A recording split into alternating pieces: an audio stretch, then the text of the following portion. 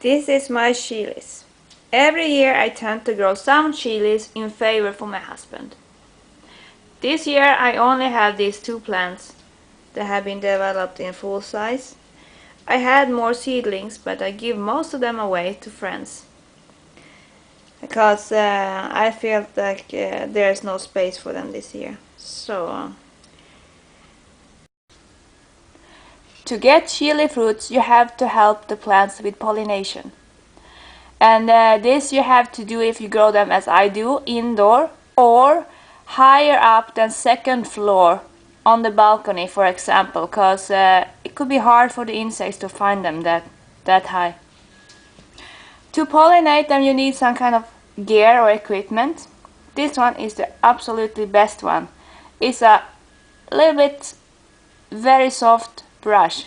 You can buy them, I don't know really, yeah, normal color shop it has to be. It's not the one for kids, it has to be very soft. And I prefer the very one that is totally flat because the pollen has to get stuck somewhere. And by the way, remember that if you have a lot of different chili varieties or species and you want to save them or save the seeds from them for the next year and grow the same plant, you have to use one of these for each plant, or at least for one fruit, so you're sure that you pollinate the flower with the pollen from the same plant to produce the same plant for the next year. Some people grow a lot of chilies if they do grow chilies. There is a much cheaper way to establish good pollination. I will show you how. That is with this stuff, a normal cotton bud. Just take it and cut the tip off, not too deeply because it's a big hole in here, you know, it's hollow, the stem or the stick. Make it flat on the top. You feel when you're cutting that you're touching that one. So this one is a totally perfect pollinating equipment. Not so good scissor. So to use to pollinate your chilies, I usually do cut my edge off too. So now I have one stick I can use for my plants. One for each. No cost at all. Just mark it or put it somewhere so you don't mix it up with the other one.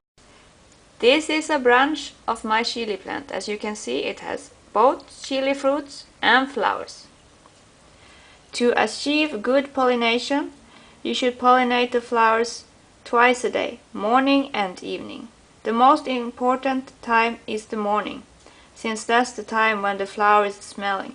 Yes, chili flowers do smell. They actually stings cucumber when they flower. So you have to move the pollen to the stigma. I will show you how. Take your equipment or your gear chosen for pollination. Find a nice flower and shake it there inside. Since I can just show this with one hand, it's a little bit tricky. And this one doesn't have so long stigma, so for this plant this one actually works. Otherwise you should help with your hand and hold the flower still and shake it. You can be quite rude with the flower, it doesn't get hurt so easy. So go around and do this with all your flowers on your plant at least, yeah, twice a day to be sure to get 80+ pollination rate.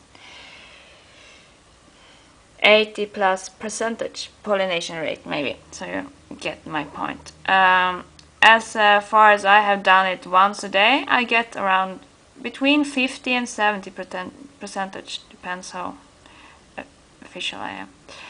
When the flower is not pollinated, it will die. It goes quite fast. Here's one that has already died. You can see here. It turned yellow to steam. So, and will be no chilies there. When you succeed to pollinate, the flower itself will totally die quite fast. You can see here. But the stem will stay green and start to produce the new chili inside here. This particular chili is very thin wall has. So it can't really break the flowers. You can see here the flowers is stuck there, so I usually have to do it by my hand. Normal chili, they don't have any problem with this, they just break this one and grow nicely and nice shaped. So keep on doing this and you will get a lot of chilies on your chili plants. Be aware that it can take like at least 3 weeks until the chili is fully matured grown. The strength of the chili is determined by the color. The greener ones are milder and the mature ones that can be red, violet, yellow, orange and even white are the strongest chili fruits.